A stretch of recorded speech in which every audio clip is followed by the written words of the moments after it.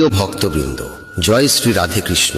জীবনে তুমি যা কিছুই চাও না কেন, যত সমস্যাই সামনে আসুক, যদি তুমি মনোযোগ দিয়ে শোনো ও হৃদয় দিয়ে উপলব্ধি করো শ্রীমদ্ ভগবদ গীতার এই 25টি উপদেশ, তাহলে তোমার প্রতিটি ইচ্ছা পূর্ণ হবে, প্রতিটি বাধা সহজ হয়ে যাবে, আর সমস্ত দুঃখের মেঘ সরে গিয়ে জীবনে আলোর সঞ্চার হবে।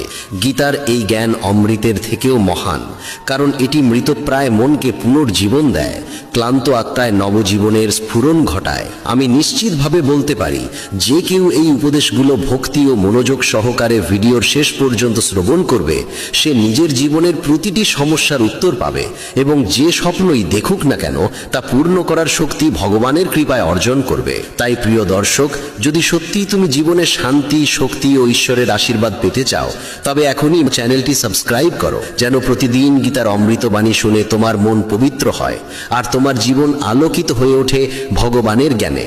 গীতার প্রথম উপদেশ হলো, জীবনে কখনোই নিজেকে কারো উপর নির্ভরশীল করো না, কারণ যতক্ষণ তুমি কারো উপর নির্ভর করো না, ততক্ষণ কেউ তোমাকে কষ্ট দিতে পারবে না, কেউ তোমার সুযোগ নিতে পারবে না। যেই মুহূর্তে তুমি অন্যের উপর নির্ভরশীল হয়ে পড়বে, সেই মুহূর্ত থেকেই সে তোমাকে ব্যবহার করতে শুরু করবে। যেদিন তুমি তোমার জীবনকে কারো দয়ার উপর ছেড়ে দেবে, সেদিন থেকেই তুমি তার দাস হয়ে যাবে।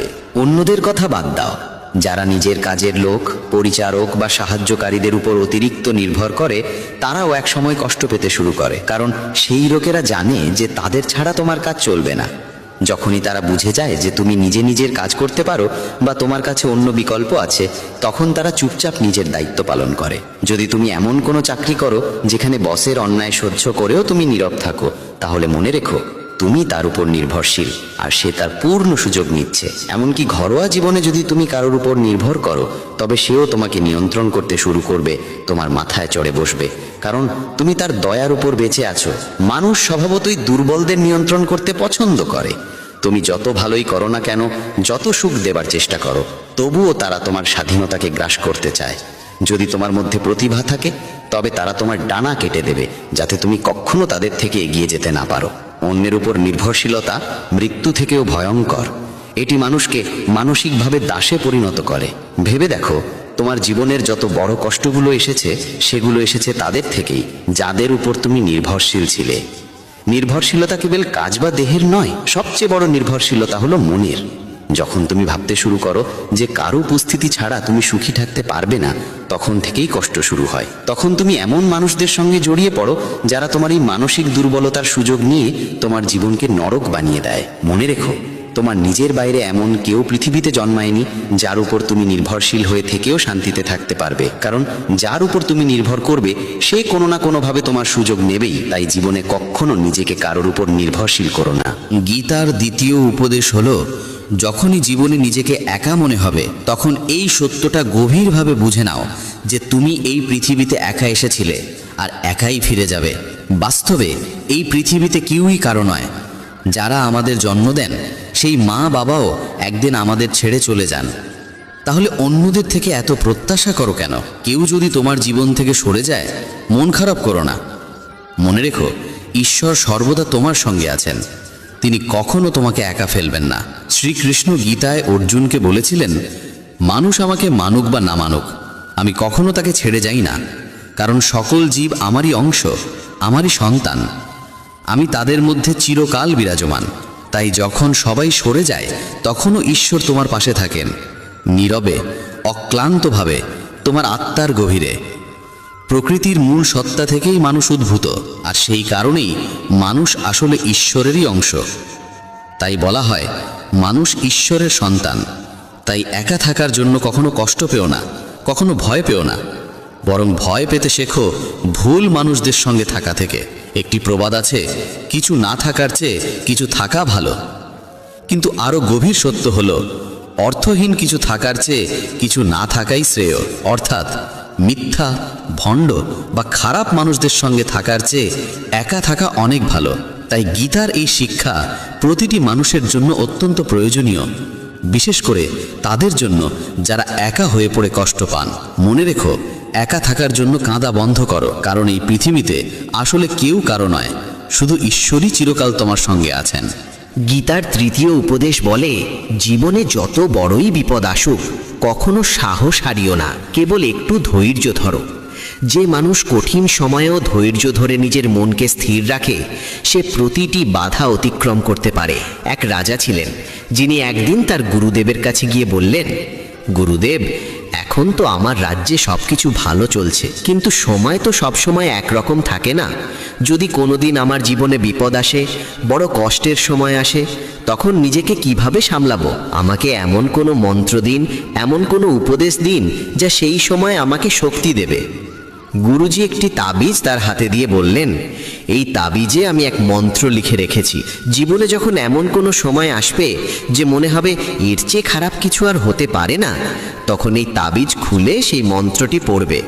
তোমার ভিতরে এক অদ্ভুত শক্তি জেগে উঠবে। সময় কেটে গেল। একদিন সত্যি সেই রাজ্যের উপর অন্য রাজা আক্রমণ করল। রাজা যুদ্ধে হেরে গিয়ে তার রাজ্য, প্রাসাদ সব কিছু হারালেন। কেবল কয়েকজন সঙ্গী নিয়ে প্রাণ বাঁচাতে তাকে পালাতে হলো। সেই দুঃসময়ে তিনি ভীষণ দুঃখী হয়ে পড়লেন।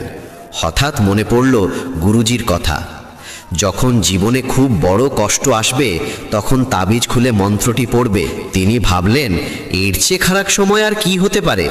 তাই তিনি তাবিজ খুলে দেখলেন, ভিতরে লেখা, এই সময়েও কেটে যাবে। এই একটি মাত্র বাক্য পড়ে তার ভিতরে এক অদ্ভুত শক্তি জেগে উঠল। মনে দৃঢ় বিশ্বাস জন্মালো, হ্যাঁ, এ সময়ও চিরকাল থাকবে না, এটিও একদিন পেরিয়ে যাবে। তিনি সাহস ফিরে পেলেন, সেনাদের আবার একত্র করলেন, লড়াইয়ে ফিরে গেলেন এবং শেষ পর্যন্ত নিজের রাজ্য পুনরুদ্ধার করলেন। এই গল্প আমাদের শেখায়, জীবনের যে অবস্থায় আসুক না কেন তা কখনো চিরস্থায়ী নয়। কোনো কষ্ট, কোনো দুঃখ, কোনো ঝড় চিরকাল স্থায়ী থাকে না। সময় একদিন বদলায়। জীবনে যতই বার বিপদ আসুক আমরা প্রতিবারই পার হয়ে যাই। তাই যখনই কোনো কঠিন সময় আসে মনে রেখো, এই সময়ও কেটে যাবে। ধৈর্য রাখো, হাল ছেড়ো না। যদি তোমার মধ্যে ধৈর্য থাকে। গীতার চতুর্থ উপদেশ বলে, যখন কেউ তোমার সঙ্গে প্রতারণা করে, ঠকায় বা কষ্ট দেয়, তখন তার জন্যে কেঁদো না বা তাকে অভিশাপ দিও না, বরং তার কাছ থেকে শিক্ষা নাও। কারণ মানুষ আসলে কখনো তেমন নয় যেমন তুমি ভাবো। এই পৃথিবীতে প্রায় সব মানুষ মুখোশ পরে ঘুরে বেড়ায়। সবাই ভালো দেখানোর চেষ্টা করে, কিন্তু ভালো হওয়ার চেষ্টা কেউ করে না। তুমি কারোর সঙ্গে একটু কঠোর ব্যবহার করে দেখো, তার আসল চেহারা মুহূর্তেই সামনে এসে যাবে। আর যদি তোমার জীবনে কোনো দুঃসময় আসে, তখনও তুমি বুঝতে পারবে কে সত্যিকার আর কে মুখোশধারী। তাই কাউকে খুব তাড়াতাড়ি বিশ্বাস করো না। কাউকে এতটা আশা দিয়ে বসো না যে শেষে তোমার হৃদয়টাই ভেঙে যায়। কারণ এই পৃথিবীর মানুষ কখনো কারোর ছিল না আর কখনো কারোর হবেও না।